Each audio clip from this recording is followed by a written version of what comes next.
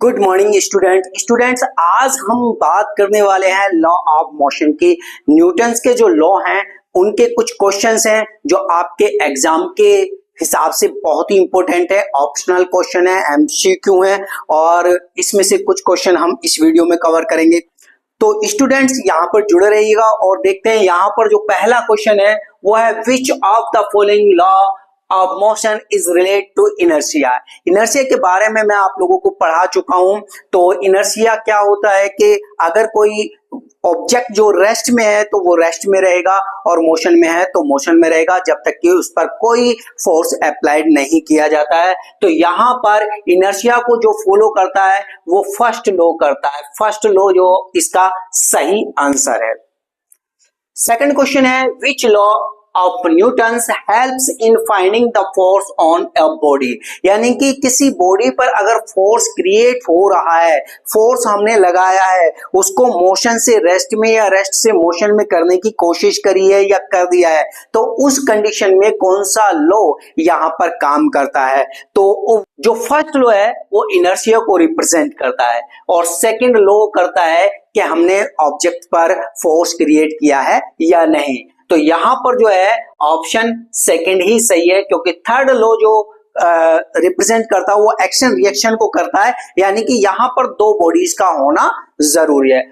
तो इसका सही आंसर क्या हुआ? Second law of motion. Next, which law of Newton's helps in finding the reaction force on a body. देखिए यहाँ पर एक्शन रिएक्शन की बात आ गई, यानी कि अगर हम किसी बॉडी पर फोर्स क्रिएट करते हैं तो दूसरी बॉडी भी पहली बॉडी पर या हम पर जो फोर्स क्रिएट करती है, ये एक्शन रिएक्शन का रूल्स होता है। तो इसमें जो होता है वो थर्ड लॉ होता है। तो थर्ड लॉ इसका सही आंसर है, करेक्ट आंसर है। नेक्स्ट क्वेश्चन देखेंगे, the second law of motion in mathematical form can be written as. यानी कि कौन सा इनमें से ऐसा फॉर्मूला है जो सेकंड लॉ की मैथमेटिकल फॉर्म को रिप्रेजेंट करता है।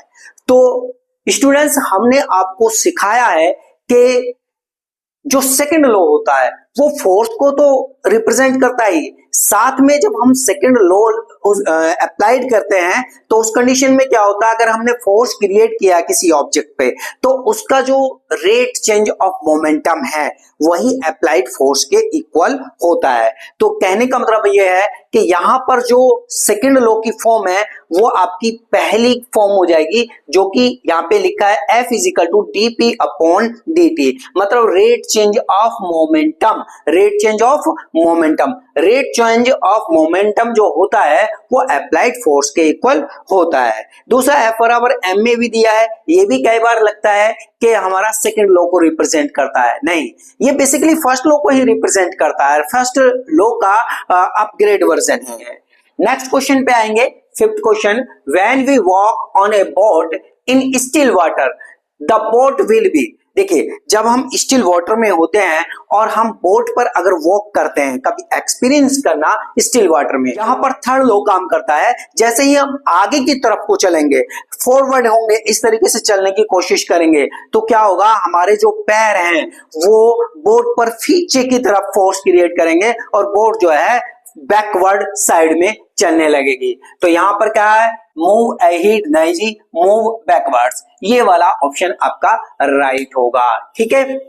नेक्स्ट क्वेश्चन देखते हैं, which one of the following is not an example of the third law of motion. जी हाँ, थर्ड लॉ का कौन सा इसमें से ऑप्शन नहीं है जो थर्ड लॉ को फॉलो नहीं करता है। तो सबसे पहला ऑप्शन देखेंगे, क्या कह रहे हैं, वॉकिंग। देखिए जब हम वॉकिंग करते हैं तो हम क्या करते हैं, हम पीछे की तरफ जो है धरती को, सरफेस को पीछे की तरफ धकेलते हैं और सरफेस भी हमें आगे की तरफ धकेलता है। तो ये थर्ड लॉ का रेस्पेक्ट करता है।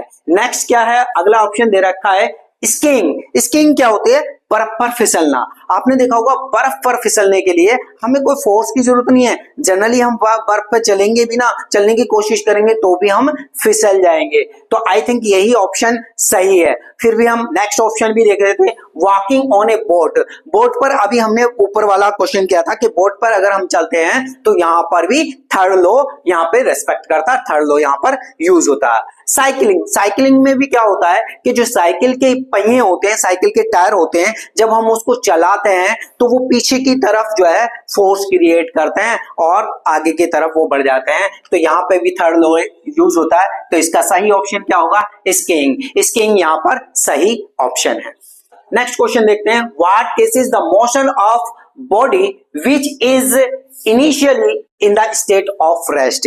कह रहे कि इनिशियली स्टेट ऑफ रेस्ट में है और उसको मोशन में लाना है, किस कंडीशन में वो आ सकती है? क्या उस पर फोर्स क्रिएट करना होगा या डिस्प्लेसमेंट क्रिएट करना होगा, स्पीड उसको क्रिएट करती है या वेलोसिटी क्रिएट करती है इनिशियल इन द रेस्ट। तो देखो स्टूडेंट्स, यहां पर आपको ध्यान देना है कि कोई भी ऑब्जेक्ट है अगर वो रेस्ट में है, उसको मोशन में लाना है या वो मोशन में है और उसको रेस्ट में लाना है, तो यहाँ पर फोर्स अप्लाइड करना जरूरी होता है। तो सही ऑप्शन क्या हो गया इसका? फोर्स। फोर्स यहाँ पर इसका सही ऑप्शन है। नेक्स्ट क्वेश्चन है, people sitting on a moving बस। बहुत ही अच्छा क्वेश्चन है, बहुत प्यारा क्वेश्चन है। People sitting on a moving bus experience a jerk when bus stops, this is due to. जी हाँ, जब हम बस में बैठे होते हैं, ठीक है, जब हम बस में बैठे हुए थे और बस चल रही है और अचानक से बस को स्टॉप कर दिया जाए तो हमें एक झटका लगता है और हम आगे की तरफ गिर पड़ते हैं। इस कंडीशन में हमारा जो लो यूज करता है वो ये तो है, फर्स्ट लो यूज करता है, इनर्शिया का लो लगता है, लेकिन उसमें भी कई पार्ट हो जाते हैं।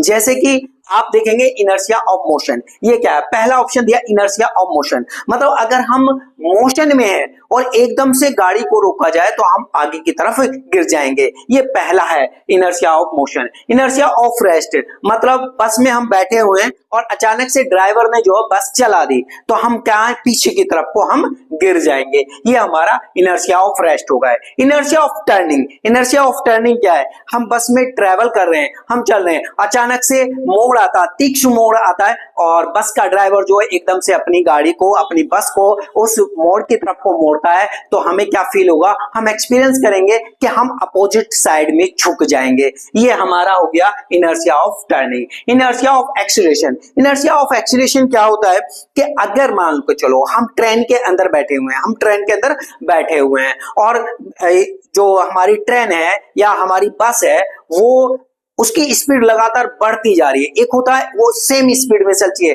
60 किलोमीटर पर आवर की स्पीड में चल रही है, ठीक है। एक होता है कि हम जो है उसकी स्पीड लगातार बढ़ती जा रही है, तो जब बढ़ रही है तभी हमारा एक्सीलरेशन होता है। उस आप दोनों कंडीशन में समझिएगा, दोनों तरीके से यहाँ पे सवाल बनता है। पहला क्वेश्चन ये बनता है कि अगर एक ट्रेन या बस एक कंटिन्यूसली जो है यूनिफॉर्म स्पीड में चल रही है और हम सिक्का या कोई बॉल उछालते हैं, वो सीधा हमारे हाथ में आ जाती है, ये किस कंडीशन में होगा? यूनिफॉर्म मोशन में। लेकिन अगर एक्सीलरेशन मोशन में वो चल रही है तो वही वस्तु, वही ऑब्जेक्ट जो हम उछाल रहे हैं वो हमारे बैकवर्ड साइड में चला जाएगा। इस तरीके से काम करता है इनर्शिया ऑफ एक्सीलरेशन। तो यहां पर क्या है, कहा गया है people still in a moving bus experience a jerk when the bus stops, यानी कि जब बस रुकती है, चलती हुई बस रुक रही है, तो इसका मतलब बस चल रही थी पहले और फिर वो रुक गई, तो यहां पर क्या हुआ? इनर्शिया ऑफ मोशन, ठीक है। तो ये क्वेश्चन हमने इस वीडियो में कंप्लीट करे हैं और बाकी के क्वेश्चन हम नेक्स्ट वीडियो में कंप्लीट करने वाले हैं। तो चैनल को सब्सक्राइब कर लीजिएगा और बेल आइकन को प्रेस करके ऑल के बटन को सिलेक्ट कर लीजिएगा ताकि आने वाली वीडियो का नोटिफिकेशन आप सबको सबसे पहले मिल सके और आप उसका लाभ उठा सके।